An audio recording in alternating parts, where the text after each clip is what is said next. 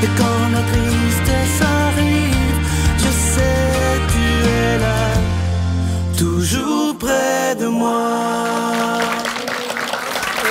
Bienvenue. Bienvenue.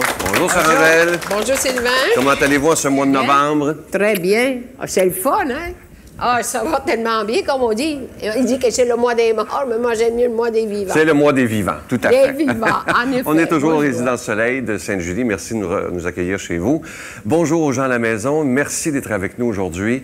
Sarah-Angèle, aujourd'hui, c'est un témoignage qui est très touchant. Ah oui, Vous savez, ça... Il y a des gens qui vivent de très grandes épreuves, qui auraient pu choisir le suicide, la mort, le désespoir pour toute une vie. C'est le cas de cette dame-là, cette mère de famille. Vous allez la reconnaître, évidemment. Elle est la mère de Marc Lépine. Vous vous souvenez de ce terrible drame qui s'est passé à la Polytechnique, où il y avait eu 14 victimes. Et cette femme a décidé de choisir la vie. Et pour moi, aujourd'hui, c'est vraiment un honneur de la rencontrer parce que je crois qu'on va apprendre beaucoup. L'homélie sera faite avec notre ami, l'abbé Robert Jolicoeur. Et en chanson, notre ami Miguel. Moi, je m'en vais rencontrer immédiatement Mme Monique Lépine. Parfait. À tantôt, À tout à Sarah-Angèle. l'heure. Bonjour, Mme Lépine. Bonjour Sylvain, Merci d'être là. ça me fait plaisir. Est-ce que c'est difficile pour vous de reculer dans le temps comme ça et de reparler de ce drame-là? Vous savez, ça fait déjà 24 ans maintenant, hein? Et ça fait déjà 10 ans que je parle, que j'ai vraiment sorti publiquement. Alors, non, pas maintenant. La plaie est guérie. C'est sûr que j'ai des souvenirs très vivants, mais la plaie est guérie et grâce à Dieu, vraiment, je suis épanouie et je vis une vie que je considère épanouissante et satisfaisante. Et pourquoi vous avez décidé de ne pas parler pendant tant d'années? Parce que j'avais des grandes blessures. Vous savez, j'ai perdu mon fils. 7 ans après, j'ai perdu ma fille. J'étais mère monoparentale, donc pour moi, je perdais ma raison d'être. Et la douleur était tellement profonde que ça m'a pris 17 ans avant d'être capable de parler. Parce que je devais regarder à mes émotions, je devais regarder... j'avais perdu le goût de vivre à un moment donné. Et c'était tellement grand, cette sensation que j'avais, que j'ai lutté longtemps. Et Dieu a dû prendre son temps pour me guérir. Et finalement, à un moment donné, alors que j'étais en pleine dépression, c'est là où j'ai reçu la visite de Jésus, qui est venu me redonner le goût à la vie. J'appelle ça une réanimation spirituelle. Oh, c'est beau. Oui, au surnaturel. Parce que vraiment, j'étais après mourir. Et Jésus est venu et il voulait que je vive. Il m'a laissé le choix, cependant, parce qu'on a un libre arbitre. Hein? Alors, j'avais le choix entre la vie et la mort. J'avais les deux voies. Et j'ai décidé de choisir pour aider d'autres personnes qui souffrent en silence. Et c'est ce qui me garde en vie, d'ailleurs, ce service que je donne maintenant à la population, parce que j'ai été moi-même consolée, et maintenant je veux consoler à mon tour celles qui sont dans les épreuves. Et vous savez, tout le monde souffre. Hein? Ah, ben oui. Alors, j'ai pas de misère à trouver des gens qui ont besoin d'une écoute. Hein? Vous êtes évidemment une maman. Oui. Quand c'est arrivé, ce drame-là, qu'est-ce qui s'est passé dans votre cœur? Au moment précis où c'est arrivé, je ne le savais pas. Le 6 décembre, moi, j'étais infirmière, puis j'avais été faire une formation pour les infirmières. J'ai écouté la nouvelle comme tout le monde au Québec. Et j'ai été traumatisée de la même façon que tout le monde au Québec. Et vous savez, c'était un mercredi, et je me rappelle très bien, parce que j'allais toujours dans une réunion de prière le mercredi. Et ce soir-là, j'ai été comme poussée à demander la prière pour la maman du jeune homme. Et je ne savais pas que c'était moi. Comme si, en préparation de cette annonce, j'avais besoin du réconfort des croyants. Et j'avais besoin du réconfort de Dieu. C'est comme ça que ça s'est passé. Le lendemain, j'ai fait ma 2e journée de formation. Et vous ne saviez pas encore? Je ne le savais toujours pas. Et c'est seulement quand j'ai été au bureau le soir que là, on m'attendait, que j'ai trouvé que c'était anormal parce que tout le monde était encore présent au bureau et que les policiers étaient là pour m'annoncer la nouvelle. Mais je ne le savais pas. Mais ça a été un choc. Ça veut dire anéanti complètement. Un choc. Un choc que je ne me serais jamais imaginé que mon fils puisse faire un tel geste. Mon fils était un garçon tendre, mais vous voyez, il devait être troublé dans sa tête. Vous n'avez rien vu venir, vous? Moi, je n'ai rien vu venir. Vous savez, les mamans, comment on est? On donne le meilleur, on vit avec eux constamment, on les voit dans leur état bon ou mauvais. C'est sûr que parfois, les gens disaient « il est bizarre », mais tu sais, bizarre, ça veut dire quoi, ouais, bizarre? Hein? Il y a tellement de bizarreries dans notre monde d'aujourd'hui. Alors, à ce moment-là, moi, je n'avais pas vu venir ça. Mon fils était quand même un type introverti. Hein? Et de ce fait, il ne parlait pas de ses sentiments, voyez-vous? Et moi, je pense que c'est ça qui fait mal aujourd'hui. Quand un jeune, on ne prend pas soin de son cœur, qu'on ne s'arrête pas pour l'écouter, qu'on ne s'arrête pas pour considérer que c'est un être vivant. Parfois, on passe outre les gens sans même s'en occuper. Pourquoi? Parce qu'ils sont marginaux, parce qu'ils sont différents. C'est comme ça qu'on fonctionne dans la société. Et c'est ce qui fait le plus mal. Pourquoi? Parce que ça laisse des sentiments d'abandon, des sentiments de rejet, des sentiments que tu n'es pas aimé de personne. Et je pense que mon fils souffrait à ce niveau-là. Au niveau émotif, émotionnel. Puis le fait qu'il ne parlait pas, parce qu'on ne parlait pas vraiment, surtout les hommes, ne parlent pas de ce qu'ils ressentent. Alors, de ce fait, il a gardé ça à l'intérieur de lui-même. Puis qu'est-ce qui se passe quand tu gardes ça à l'intérieur de toi? C'est que tu as des pensées qui sont erronées. Tu penses que les gens ne t'aiment pas alors que c'est faux. Mais tu ne valides pas. Vous voyez, on a une responsabilité. Et est-ce que quand tout ça est arrivé, est-ce qu'il y a des gens dans la société qui vous ont pointé du doigt, qui ont été méchants avec vous? Vous savez, moi, j'ai écouté juste quelques commentaires à la télévision suite à ces événements-là, puis j'ai lu quelques articles. Et là, je voyais que tout ce qui était écrit, puis il y a eu des pages et des pages et des pages. Et encore maintenant. Et je me disais, mais où prennent-ils leurs informations? Et tout ce que j'ai trouvé à dire, puisque je ne parlais pas, moi, c'est qu'ils ont pris un jugement de divorce que j'avais eu en 1971. C'était le seul document qui était valide pour les journalistes. Et vous savez, dans les années 71, il n'y avait pas beaucoup de divorces encore. Et c'était encore, il fallait exagérer les faits pour se divorcer pratiquement. Et je trouvais qu'il y avait beaucoup d'erreurs dans leurs informations. Et j'ai fermé les journaux et la télévision pendant de longues années. Ah oui? Oui. Alors, c'est l'effet que j'ai eu, c'était de ne pas écouter. Mais c'est certain que je constate, quand il y a des épreuves de taille de ce genre-là, surtout des meurtres, parce que c'est quelque chose qui est inacceptable. Et vous voyez, moi-même, je n'accepte pas le meurtre. Hein? Mais quand tu vis ce genre de choses-là, il y a des stigmas. Et tu te sens jugé par les gens. J'ai lu quelques commentaires de gens qui disaient, par exemple, quelle sorte de mère ça prend pour faire... On ne dit pas quelle sorte de père, on dit quelle sorte de mère ça prend pour mettre au monde un tel enfant. Mais là, tu te questionnes, mais tu dis, est-ce que je suis si différente des autres mamans? Tout le long que j'ai élevé mes enfants, vous savez, j'ai réalisé que j'ai donné le meilleur de moi-même, mais on ne peut donner que ce que l'on a. Hein? Alors, pourquoi se culpabiliser? Pourquoi mettre un jugement sur la maman? Pourquoi critiquer alors qu'on ne connaît même pas le vécu? Et c'est cette partie-là qui est difficile. Le jugement rapide. Oui. Ah, l'être humain est bon là-dedans. Hein? Oui.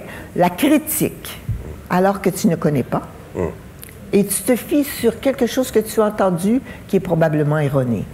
Alors, ça, c'est la partie difficile. Avez-vous réussi, après toutes ces années, parce que ça reste votre enfant, Marc, à lui pardonner? Oui, c'est certain. Je ne serais pas là devant vous si je n'avais pas pardonné à mon fils. C'est certain qu'au début, tu as de la colère. Oh, la colère vient, tu te dis, mais pourquoi il me fait ça? Hein? Mais les pourquoi, ça, c'est encore autre chose. Pourquoi? Tu n'as jamais de réponse à tes pourquoi. L'être humain veut connaître tout, veut blâmer quelqu'un ou blâmer Dieu. Mais on ne peut pas, on ne le sait pas. Mais quand j'ai fait justement ma sortie publique, surtout, là, j'ai dû faire des demandes de pardon. J'ai été dans des groupes de justice réparatrice où on rencontre des meurtriers, où on fait la paix avec les autres. Et à ce moment-là, ils nous disaient, si ton enfant n'est plus là pour demander pardon, tu peux le demander en son nom. Et j'ai dû demander pardon. J'ai dû demander pardon à Dieu, premièrement. J'ai dû demander pardon aux gens qui ont été traumatisés par cet événement-là, et ça concerne à peu près toute l'humanité, si vous voulez. Ouais. Mais j'ai dû faire la paix avec moi-même aussi, à me pardonner moi-même. Ça, c'est difficile.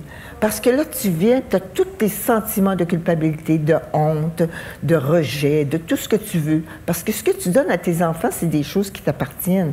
Donc, probablement que si mon fils était si secret, que moi-même, dans les émotions, j'étais aussi très blessée, voyez-vous. Et c'est ce cheminement-là que j'ai dû faire. Quand j'ai compris que, finalement, si tu ne parles pas, si tu ne t'exprimes pas, tu gardes ça à l'intérieur de toi. Et qu'est-ce que ça fait? Ça crée de l'amertume dans ton cœur. Et le seul remède à l'amertume, à la vengeance, au désappointement, c'est le pardon. Ouais. C'est l'instrument que Dieu nous a donné. On connaît tous le Notre Père. Pardonnez-leur. Pardonne-moi comme tu pardonnes aux autres. Alors, à ce moment-là, tu dois faire cette démarche-là. Ne serait-ce que pour faire la paix avec Dieu. Et je disais sur vous à quel point, si vous n'aviez pas fait cette rencontre personnelle avec Jésus, vous ne seriez plus là. Je ne serais certainement pas là. Mais j'étais chrétienne, voyez-vous. J'avais quand même un... Mais Dieu ne délaisse jamais ses enfants. Moi, j'avais donné mon cœur à Jésus déjà depuis 81. J'avais donné ma vie entière à Jésus. Mais... il y a des choses que je n'avais peut-être pas encore saisies. Ouais. Mais vous savez, avec le Seigneur, la parole, l'Évangile, elle est là pour tous. Mais il faut la mettre en pratique pour la vivre. Et c'est quand tu viens dans ces moments de douleur que là, tu vois ton besoin de Dieu, ton besoin de Jésus qui, lui, a souffert avant toi. Et c'est à ce moment-là que ma rencontre a été encore plus éminente. Parce que je ne voulais plus vivre. J'aurais aimé mourir à ce moment-là, parce que c'est la voie la plus facile. Ouais. Hein? Mais quand le Seigneur te demande des choses, parce qu'il veut se servir de toi, s'il te console, c'est pour consoler d'autres. Et il va consoler qui? Ceux qui vivent les mêmes choses. Ouais. Madame Lépine, à vous regarder, moi je suis proche de vous, je vois vos yeux, on voit que vous êtes habitée, ça se voit, et que c'est la preuve que malgré toutes les épreuves les plus horribles qu'on peut vivre, on peut toujours se relever. Et je trouve que vous êtes un exemple. Transforme le négatif en positif. Tout à fait. C'est ça qui est merveilleux. Oui. Et je vais inviter les gens à se procurer. On peut se le procurer sur votre site Internet. Un livre qui est magnifique. Vous allez voir l'adresse Internet au bas de l'écran. C'est écrit par Harold Gagné, ce journaliste que vous connaissez. Ça s'intitule simplement « Vivre ». Vous allez voir, une fois qu'on lit ça, on se dit que, comme je disais, peu importe les épreuves qu'on peut vivre, Dieu est toujours capable de nous prendre et nous relever, nous faire ressusciter. Regardez, Madame Lépine, c'est une femme vivante. Je vous offre une très, très belle chanson interprétée par Miguel. Seigneur, je t'offre ma prière. Amen.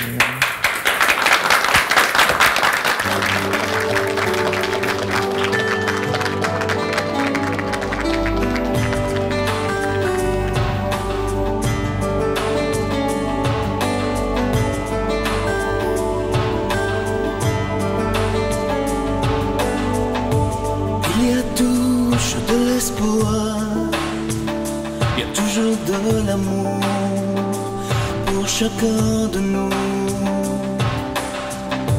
Il y a toujours des promesses, il y a des réponses à tout. Quand on prie Jésus, Seigneur, je t'offre ma prière. Prends ma vie entre tes mains. Tu connais bien ma misère et tous les secrets de mon âme.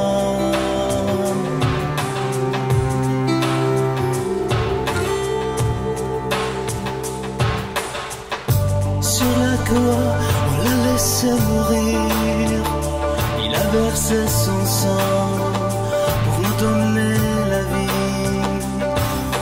Et si parfois j'avais de pardon à lui demander, il n'est jamais trop tard pour prier Jésus.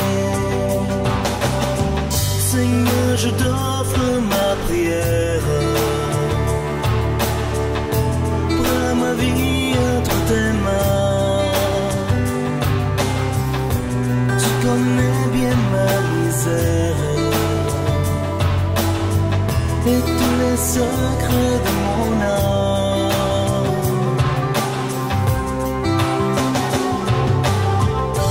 Une étoile dans le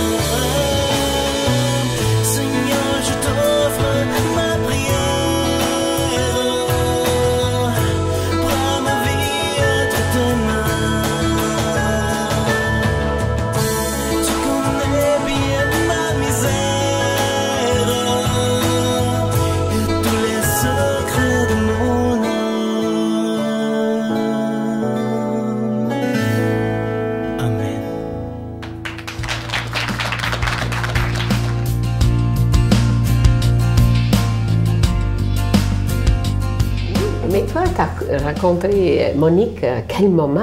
Monique est devenue l'amie de ma mère. Puis, on est 5 enfants chez nous, on l'a connue, on a commencé même à devenir plus proches, comme vraiment une relation familiale. On l'appelle grand-maman, donc c'est vraiment une femme qui est... Très, très attachante. Oui. Est-ce qu'elle a donné son amour, parce que vous l'avez connue après l'acte de son fils, à peu près combien d'années après? Au moins une quinzaine d'années après, oui. Et puis là, à ce moment-là, elle vous a pris comme... un peu comme ses petits-enfants. C'est une femme vraiment de qui on s'est senti beaucoup aimé, puis à qui on pouvait vraiment aimer en retour. Vraiment, c'est Monique, moi je l'ai connue dans une période où elle était vraiment restaurée. Ah, elle était restaurée à ce moment-là. Oui, de cet événement-là. Elle était dans un processus, j'imagine, de restauration parce qu'on n'a jamais fini. Puis Monique, c'était vraiment un exemple de persévérance pour nous, puis vraiment de sagesse parce qu'avec l'épreuve qu'elle a vécue, elle a été vraiment une bonne conseillère dans ma vie, entre autres. Puis c'était une femme, moi je la considère comme une femme forte de l'Évangile. Oui, sa foi basée vraiment sur la parole, une soif de toujours connaître plus la parole, de nous la transmettre aussi dans la vie quotidienne, parce que moi, je la connais au quotidien, Monique, vraiment, comment dans notre vie quotidienne, on peut se nourrir de la parole de Dieu, comment elle peut nous parler de l'Évangile pour vraiment qu'on puisse avancer et faire face aux défis qui sont là. Imagine-toi, une jeune comme toi et qui croit en Jésus-Christ, ça m'impressionne vraiment. Fermement. C'est extraordinaire. Merci d'avoir partagé avec nous. Ça fait plaisir. Notre Père qui es aux cieux, que ton nom soit sanctifié, que ton règne vienne, que ta volonté soit faite sur la terre comme au ciel. Donne-nous aujourd'hui notre pain de ce jour. Pardonne-nous nos offenses, comme nous pardonnons aussi à ceux qui nous ont offensés. Et ne nous soumets pas à la tentation, mais délivre-nous du mal, car c'est à toi qu'appartiennent le règne, la puissance et la gloire, pour les siècles des siècles. Amen. Un acte d'amour pour Noël. Les Résidences Soleil sont fiers d'offrir un appartement entièrement meublé sans frais et ce, à vie dans l'une de ces 14 résidences du Québec. Vous connaissez une personne pour qui ce cadeau exceptionnel ferait toute la différence? Écrivez-nous en quelques lignes à l'adresse suivante ou par courriel pourquoi la personne de votre choix ou vous-même devrait se mériter cet appartement sans frais pour le reste de sa vie. Imaginez vivre la période du bel âge sereinement et en toute sécurité dans l'une des 14 Résidences Soleil du Québec. Les inscriptions ont lieu du 15 septembre au 15 novembre 2013.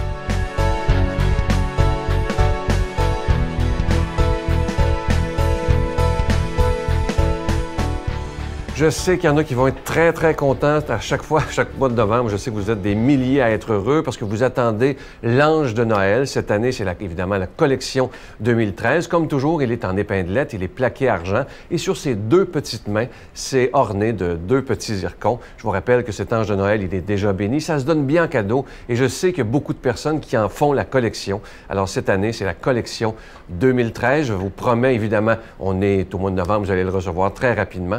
Alors, merci de tout cœur de votre don. Je vous rappelle qu'on doit payer pour être à la télévision, que ce soit pour la production et la diffusion. Je vous rappelle aussi que vous recevrez aussi un reçu pour fin d'impôt. Et moi, je vous dis d'avance, merci de votre grande générosité en ce mois de novembre. Je vous donne l'adresse. La Victoire de l'Amour, casier postal 120, succursale Boucherville à Boucherville, le J4B 5E6, je vous la redonne. La Victoire de l'Amour, casier postal 120, succursale Boucherville à Boucherville, le J4B 5E6.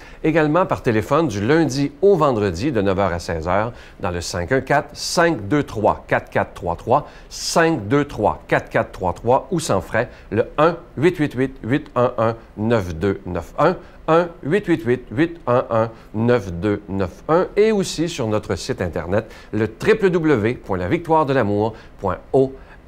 Et évidemment, vous pouvez toujours faire votre don aussi sur notre page Facebook, qui est La Victoire de l'Amour, page officielle sur Facebook. Imaginez, on est maintenant plus de 28 000 personnes sur cette belle page. On fait une belle famille virtuelle tous ensemble. Alors, merci de tout cœur de votre grande générosité. Mon Dieu, donnez-moi la sérénité d'accepter les choses que je ne peux changer, le courage de changer les choses que je peux et la sagesse d'en connaître la différence. Amen.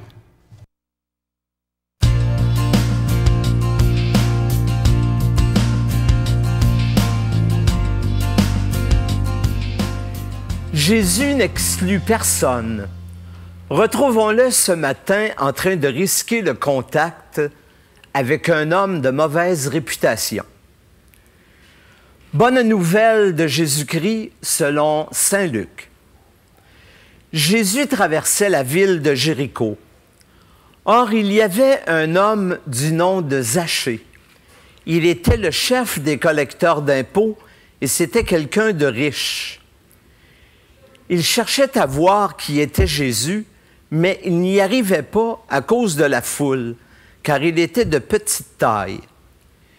Il courut donc en avant et grimpa sur un sycomore pour voir Jésus qui devait passer par là. Arrivé à cet endroit, Jésus leva les yeux et l'interpella. « Zachée, descends vite. Aujourd'hui, il faut que j'aille demeurer chez toi. » Vite, il descendit et reçut Jésus avec joie. Voyant cela, tous s'y récriminaient. « Il est allé loger chez un pécheur. » Mais Zachée, s'avançant, dit au Seigneur, « Voilà, Seigneur, je fais don aux pauvres de la moitié de mes biens. Et si j'ai fait du tort à quelqu'un, je lui rendrai 4 fois plus. » Alors Jésus dit à son sujet, « Aujourd'hui, le salut est arrivé pour cette maison, car lui aussi est un fils d'Abraham. En effet, le Fils de l'homme est venu chercher et sauver ce qui était perdu. » Quand un petit enfant vient au monde, il vient toujours au monde les poings fermés bien durs en pleurant. Et savez-vous pourquoi? C'est que le petit bébé, au fond, il est bien dans le ventre de sa mère. Petite piscine creusée, chauffée. Petit dépanneur à la portée de la bouche. Et à un moment donné, Dame Nature lui dit, « Petit trésor, il faut que tu sortes et que tu fasses ta vie. » Puis lui dit, « Non, je suis bien, je reste ici. » Mais Dame Nature, dans une grande contraction finale, on dirait que j'ai déjà accouché, elle dit, « Let's go, il faut que tu sortes et que tu fasses ta vie. » Et le choc est tellement violent que lui, il sort en pleurant, les poings fermés bien durs. Et ça prend des semaines et des semaines pour que le petit enfant, au contact de l'amour, il puisse prendre le risque d'ouvrir doucement ses mains et de les garder ouvertes. Eh bien, croyez-le ou non, c'est pas seulement pour les enfants que ça se passe de même. Ça se passe aussi comme ça pour les grandes personnes. Aujourd'hui, Jésus rencontre dans l'Évangile un homme, Zachée. Et c'est un homme qui avait les mains fermées, les poings fermés. Il était tellement jugé par tout le monde. Mais au contact de Jésus, il y a une chose incroyable qui se passe. Il est aimé, puis il prend le temps d'ouvrir doucement ses mains et de les garder ouvertes. Il dit même, si j'ai volé des pauvres, je vais leur en redonner 4 fois plus que tout ce que je leur ai volé. Au contact de Jésus, il y a des mains qui s'ouvrent. Au contact de l'amour, il y a des gens qui se mettent à espérer et à avancer. Eh bien, croyez-le ou non, c'est comme ça aussi dans nos vies puis dans nos familles. Il y a des gens qui nous écoutent, là. Vous avez peut-être un fils qui vient d'avoir un petit bébé et puis il a décidé de ne pas le faire baptiser. Puis tu as de la peine. Puis je te comprends d'avoir de la peine. Mais le seul pouvoir que tu as, c'est sur toi-même. Tu n'as pas de pouvoir sur ton fils. Le pouvoir de l'amour peut faire en sorte qu'avec le temps, il va prendre le risque d'ouvrir ses mains et peut-être de te surprendre. Il en est de même peut-être aussi avec ta fille. Elle vit en appartement avec un gars, puis elle se marie pas. Puis tu as de la peine. Puis je te comprends d'avoir de la peine. Mais tu n'as pas de pouvoir sur elle. Le seul pouvoir que tu as, c'est sur toi-même. Tu as le pouvoir de l'aimer. Puis au contact de ton amour, peut-être qu'un jour, ils rouvriront leurs mains, puis décideront à un moment donné de faire des pas. L'amour, ça permet des petits miracles. Moi, j'ai connu une madame, lorsque j'étais curé à Sherbrooke. Elle allait voir son fils en prison à toutes les semaines. Et un dimanche, j'arrive au centre de détention, puis je dis, qu'est-ce que vous faites là? Elle dit, je viens voir mon gars. Elle dit, il est ici depuis près de 20 ans. Tous les dimanches, je viens le voir. J'ai dit, c'est extraordinaire. J'ai dit, pourquoi vous faites ça? Elle dit, je fais ça parce que je suis sa mère. Puis moi, je le sais qu'il n'est pas méchant, il est juste souffrant. Puis elle dit, il va sortir dans quelques semaines. Puis elle dit, je voudrais qu'il se souvienne qu'il y a eu une femme au monde qui l'a toujours aimé, et c'était sa mère. Et au contact de l'amour de maman, le fils a passé, le fils a duré, et il est devenu aujourd'hui quelqu'un de surprenant, un homme debout. Mes amis, n'oubliez pas, le pouvoir de l'amour, ça fait des petits miracles. Et je vous bénis au nom du Père et du Fils et du Saint-Esprit. Amen. Je vous salue Marie, pleine de grâce. Le Seigneur est avec vous. Vous êtes bénie entre toutes les femmes, et Jésus, le fruit de vos entrailles, est béni. Sainte Marie, Mère de Dieu, priez pour nous pauvres pécheurs, maintenant et à l'heure de notre mort. Amen.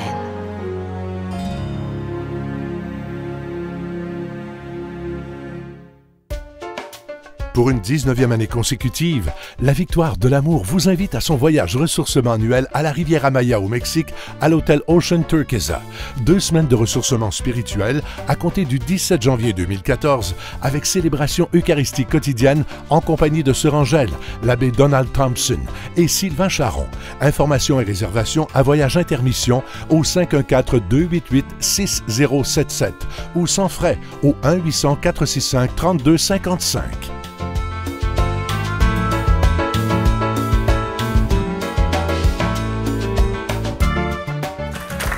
Je vous rappelle qu'il reste 12 jours pour vous inscrire à ce bel événement qui est un acte d'amour pour Noël. N'oubliez pas de nous écrire. On a déjà reçu des dizaines de milliers de lettres et je vous dis qu'elles sont tous lues. Et évidemment, continuez de prier pour la personne qui recevra ce bel appartement à vie. Et je veux prendre le temps de remercier Mme Lépine. Merci de tout cœur d'être ce que vous êtes. C'est vraiment plaisir. Et Sœur Angèle, je trouve que l'Évangile d'aujourd'hui allait tellement bien avec le témoignage, le pouvoir de l'amour. Vous voyez Mme Lépine qui aurait pu baisser les bras, être désespérée, mais non, maintenant, elle décide d'aller vers ceux qui ont besoin d'aide. Alors, merci de tout cœur d'être ce que vous êtes. Et ça paraît, comme je vous le disais, vous êtes habité, ça se voit dans vos yeux. Oui. Je vais vous souhaiter la plus belle des journées. N'oubliez pas que je vous attends demain, comme à toutes les semaines, à 5h15, juste avant Salut Bonjour. Vous savez que vous pouvez aussi nous retrouver sur Facebook. On est des dizaines de milliers où on prend le temps de partager l'amour, la compassion et l'espoir tous ensemble. À demain. Bye, Sœur Angèle. Bye. La Victoire de l'amour remercie de tout cœur les Résidences Soleil de leur accueil si chaleureux.